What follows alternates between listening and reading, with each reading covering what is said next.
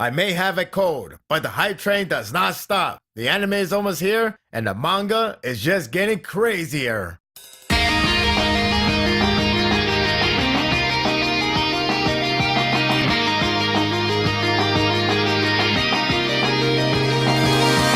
Season 3 Part 2 of the anime is almost here. Before the epicness kicks off, the manga is getting ready for its own kind. The last chapter had the fans all riled up with twists and turns, including Levi's unconfirmed status. Is he alive or dead? If you skim through the chapter, you won't find the answer.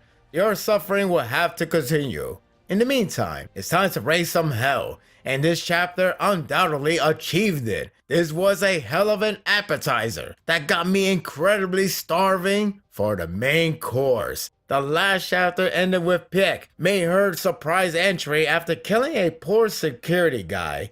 Sucks to be him, but he signed up for it. Now, we have a heated confrontation with Eren, which is something I didn't expect from Pieck, but is welcoming. Besides, she's pretty amusing with her words about how she's going to handle her business. Even when Eren tried to talk her down, she is goofing off, essentially mocking him like she has nothing to lose. Eren doesn't take the joke well, so he goes straight to the point, tyranny style. He is overly confident that she won't shoot, because this goes against Marley's mission to retrieve Founding Titan. He is certain that he put his head on the hose, daring her to shoot him.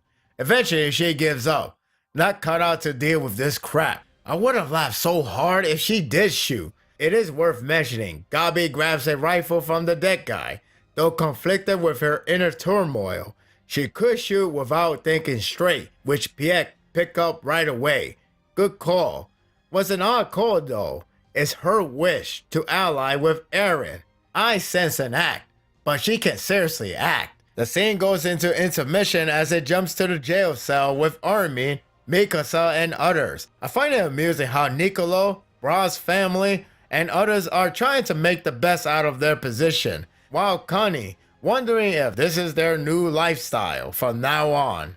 Seems like safe haven to me. It goes without saying that Armin can shift to Colossus to break free, but he can't shift specifically like just an arm or size. Basically, Armin can escape alone or stay with the rest. Obviously, the latter is his choice. John asks about Armin's confrontation with Eren.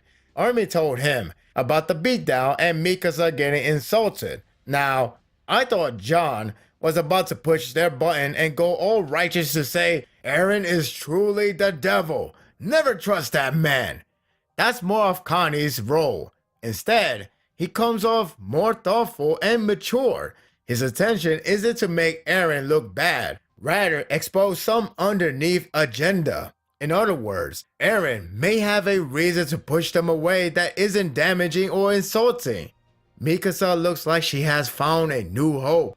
I have a hunch as well, even though the way was very convincing and cruel. The question is, what is it? Yelena arrives to the cell like she owns the place. Damn, her ego is truly ugly the more she appears.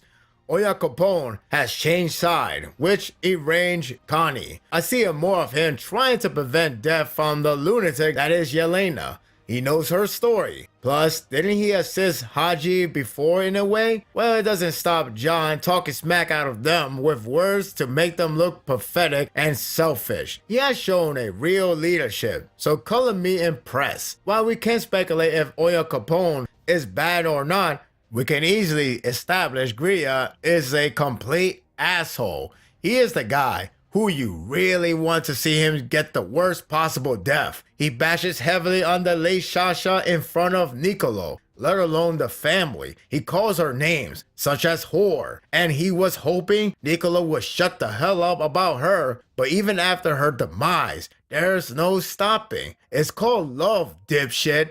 Then Yelena, without hesitation or warning, shoots Greer right through the head. She may be insane, and this one does show this was pleasantry. She did so because the new dawn is upon them, so hatred must end. Yeah, psycho talk. I got to say, that detailed splatter brain is gruesome though. Yelena is ready to tell Zeke's plan to the guys. But the scene shifts back to Eren and Pieck. I find those two confrontation appealing due to how Pieck is able to convince him to give her a chance. I can see why the fans like her, and this chapter has certainly increased her likability. There's a small backstory and is good enough to justify her reason to join the military. She did it to get her father, her only family, the medical treatment he needed. It's cruel considering that Shifter Titan, showing a user lifespan. In short, Pieck may die first. That's tragic. Gabi is still lost, confused, and torn up prior to this event, so you can expect her turmoil to continue to escalate. I do feel bad for her, so this doesn't help. She can't handle another traitor like Zeke, but Pieck is persuading her to open her eyes and see the clear picture. Acting or not, she makes a very convincing argument. The world is changing. Once Titans become irrelevant, Marley may lose their morale and turn against it. Why wait for tragedy when you can clear the way for peace? This convinced Eren to give her a chance to prove her worth. The way how Eren uses his finger is intimidating. Maybe it's the aura or the gesture that makes it convincing. Pieck has one way to prove her allegiance. Rat her former comrades out. She would need to get on the roof and point at the location of their whereabouts. That way, Eren will be satisfied. The best girl has become a traitor. I am heartbroken, and so are her fans back at home. Surely this will all go well, right? The scene shifts back to the cell after Yelena explained the plan. I wasn't sure if she is aware of Zeke's true attention, but this confirms that she does. The reactions are interesting to say the least. John and others thought it's insane to halt the birth rate for Eldians, forcing them to go extinct by age. Yelena is cool about it because of course she is. They still need to do the Rumbly plan, but since Historia is pregnant, the plan is going all accordingly. Yelena shows her sanity diminishing, for she is certain Zeke and Eren can make it happen.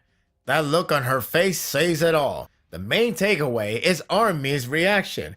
He's crying because he was moved by this plan. She approves his agreement. He is such a good liar. I admit that I was a little confused on why would he react, but the timing makes sense.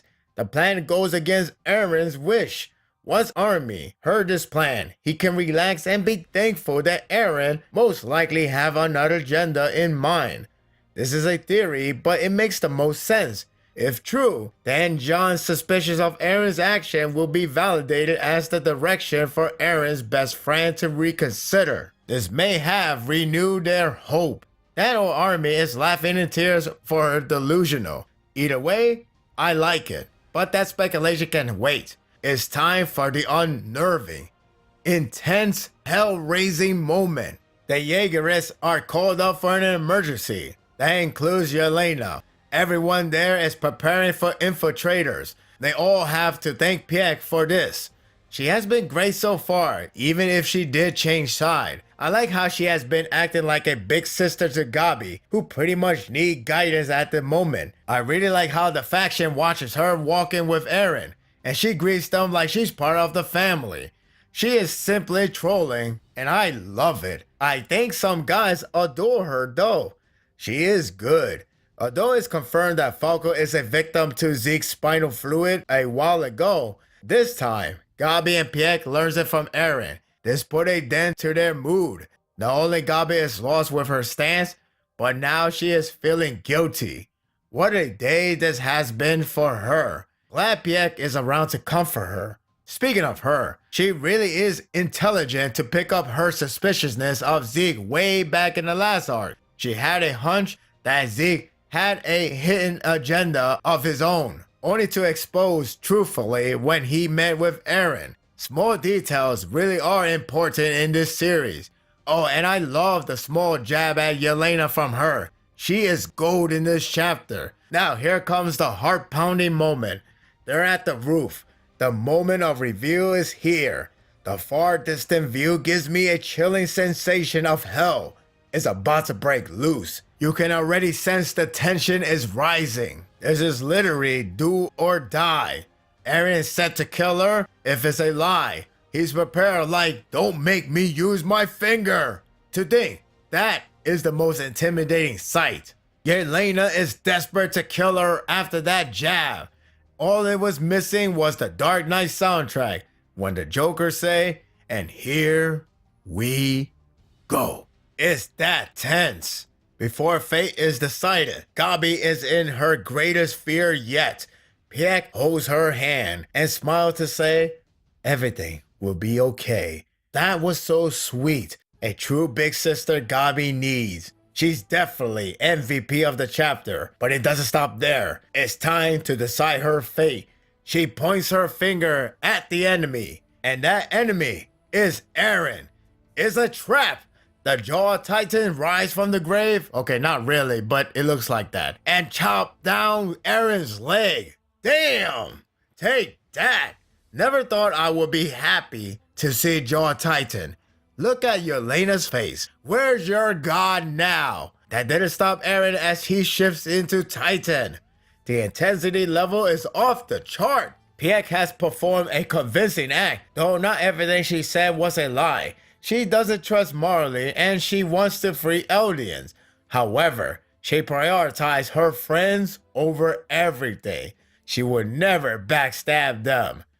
She is true MVP. Marley's reinforcement via airships arrive, and by God, Reiner is there, ready for another round.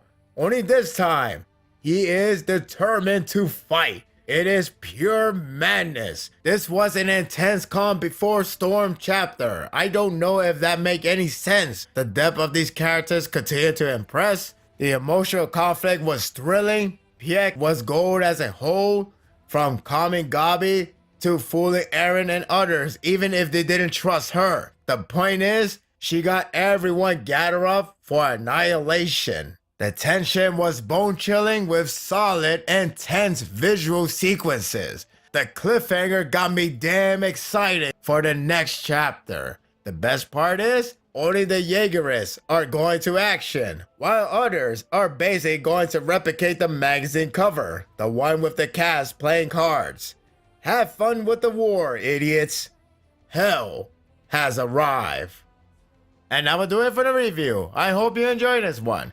I apologize for the long delay, but my voice isn't exactly back up yet. I have a cold and it's been going on for the past weekend. I'm almost recovered, but I had to get a review out because I don't want to hold on for too long. But I apologize for the quality. All I know is I will be 100% ready for the anime season 3 part 2. I cannot wait, and the manga is about to get crazier as well. This year is going to be one insane year for Attack on Titan.